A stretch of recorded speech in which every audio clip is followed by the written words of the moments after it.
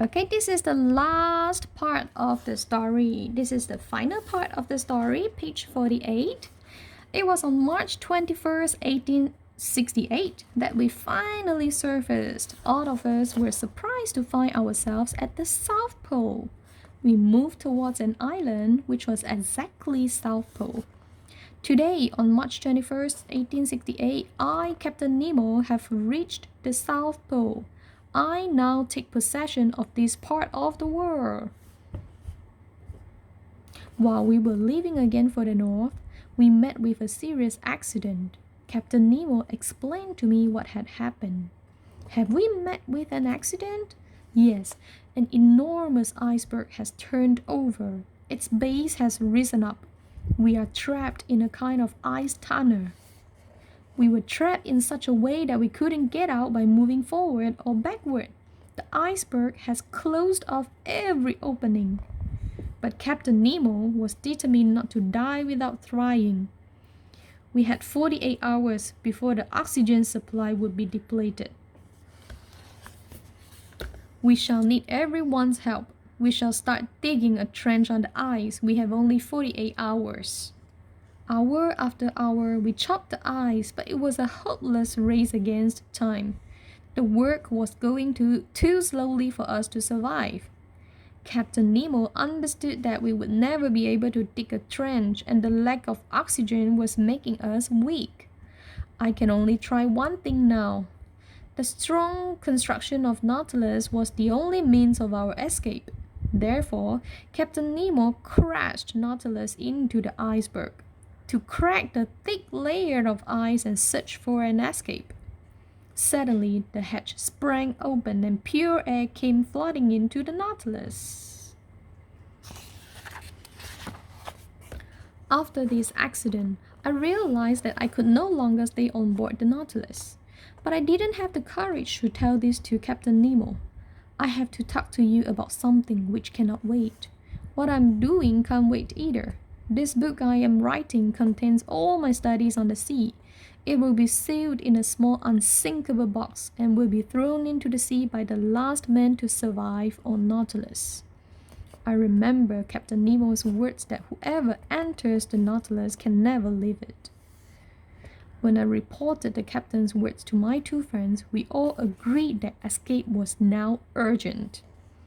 By June the 1st, we were 300 miles from the coast of Ireland, cruising on the surface. One day, I was in the lounge reading. When I heard a dull explosion outside the ship, I rushed up on deck and found Ned and Conseil already there.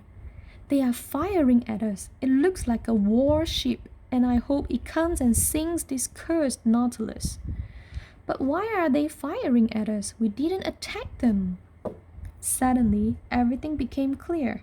Commander Farragut probably had reported to the world that the Narwhal was really a submarine, and warships were now searching for it.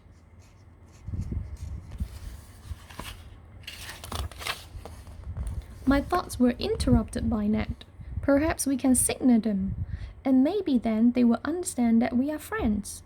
Ned took out his handkerchief to wave in the air, but no sooner had he unfolded it. Yes, I'm going to sink it. They have attacked me. You fool, do you want me to nail you to the spur of the Nautilus before we ram that ship? Go below immediately, all of you. Captain, are you really going to attack this ship? We raced down the cabin. We must escape. He has gone mad. We must try and warn the ship. But it was too late. Then let us prepare to leave as soon as it is dark. But it was too late. The captain had ordered the Nautilus to dive. Captain Nemo had planned to ram the warship from below, where it was not protected. Suddenly, I felt a blow. The Nautilus had struck the heart of the warship. I was frozen with horror when I saw the warship sinking before my eyes. I rushed to Captain Nemo's room. Through the open door, I saw Captain crying over a portrait of a woman and two small children. The Nautilus continued on its way as if nothing had happened. One morning, I awoke to find Ned leaning over me. I will be there, Ned. Our chance has come. I went up on deck and made out some land about 20 miles to the east. Meet me near the boat at 10 tonight. I prepared for the escape. I gathered my notes and tucked them carefully inside my jacket.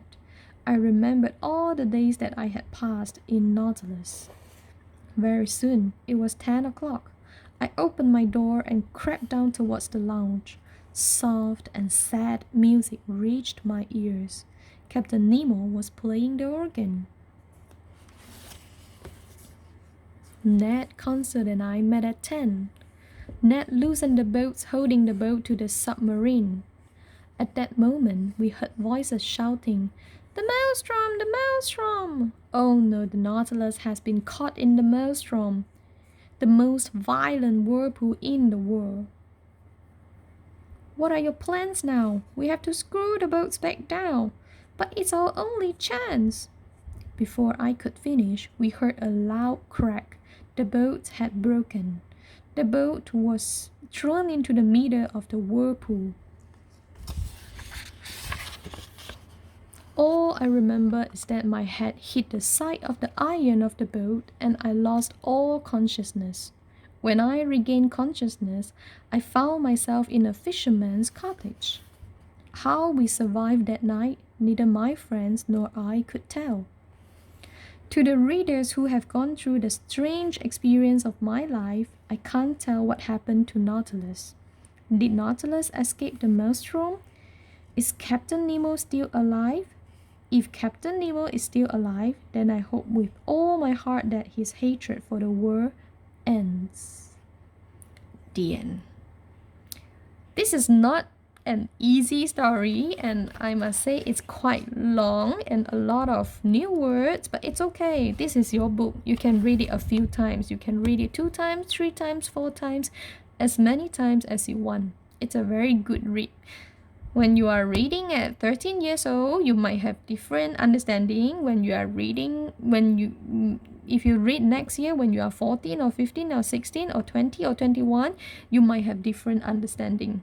Okay, each time you read the same book, you will find different